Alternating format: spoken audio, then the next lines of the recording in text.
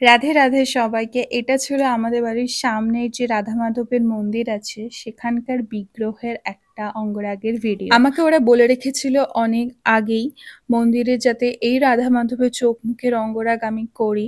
আর যেহেতু সামনেই পয়লা বৈশাখে কীর্তন আসছে, তো তার জন্য সময় করে গিয়ে এর মধ্যেই করে দিই ক্লাস অফ করে। তো আগে জিনিসটা দেখতে এরকম ছিল।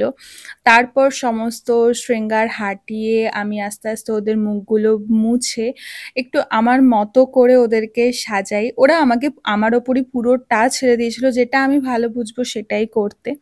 তো তারপরে আমি এমসিল দিয়ে ওদের একটুখানি চোখ, রাধার মাধবের চোখ বানিয়ে দিই, কারণ ওই চোখটা আমার ঠিক ভালো লাগছিল না।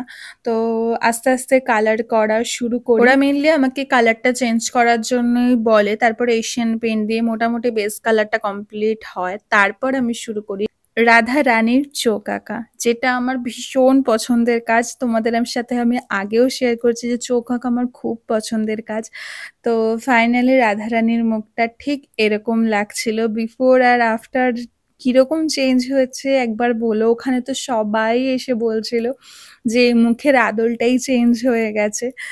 তারপর যাই মাধবের অঙ্গরাগের দিকে। মাধবের চোখ করার সময় আমার একটা অন্যরকম অনুভূতি হচ্ছিল, যেন মুখটা দেখে মনে হচ্ছিল আমার দিকেই তাকিয়ে রয়েছে।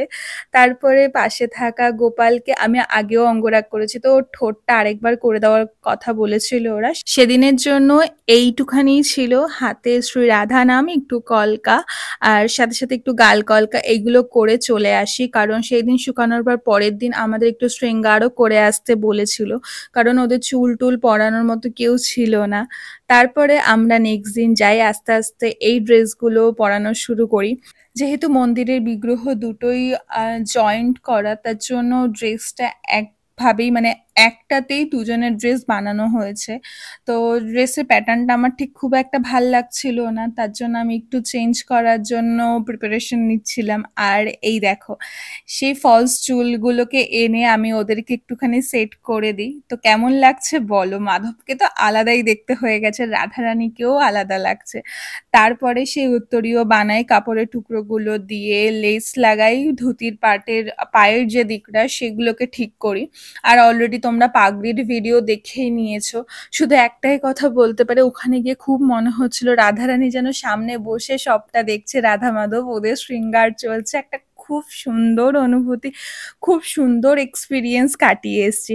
আর অলরেডি এই পাগড়ির ভিডিও, ডিটেলসের ভিডিওটা তোমরা দেখিয়ে নিয়েছো। এগুলো ওই মাধবের কাপড়ের এক্সট্রা টুকরো যা যা বেঁচে ছিল সেগুলো দিয়েই আমরা বানাই, যতটা ম্যানেজ করা যায়। যত অল্প কাপড় দিয়ে আমি বানাতে পারি, মানে সেটাই আমি চাচ্ছিলাম, কারণ এক্সট্রা কাপড় ছিল না, আর ম্যাচিং করা পাগড়ি ছাড়া খুব একটা ভালো লাগতো না। তারপরে পাগড়িটা ফাইনালি কমপ্লিট হওয়ার পর জিনিসটা দেখতে এরকম হয়। তো ২ দিন টানা খাটার পর বাইরে এসে আমি একটু ভিডিও করছিলাম।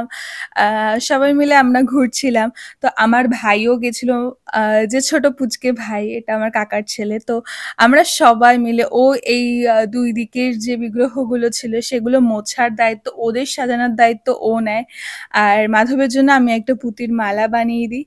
আর মন্দিরে যে আরো ছোট ছোট রাধা, মাধব, গোপাল যা যা ছিল সবাইকে ও সাজিয়েছে।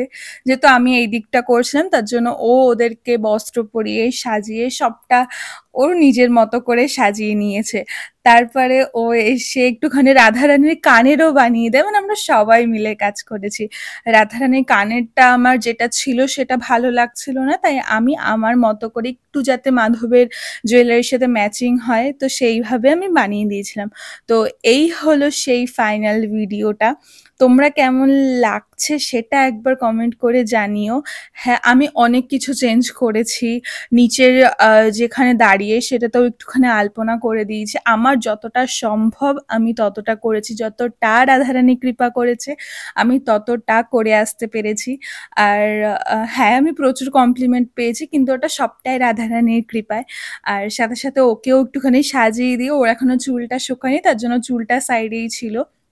আর এই হলো আমার ভাই যে বস্ত্র পরিয়ে দিয়েছিল ওদেরকে। তো মোটামুটি মন্দির সেজে উঠছে। ফাইনালি কিরম লাগছে পুরোটা আমাকে একবার কমেন্ট জানিও। সবাইকে রাধে রাধে।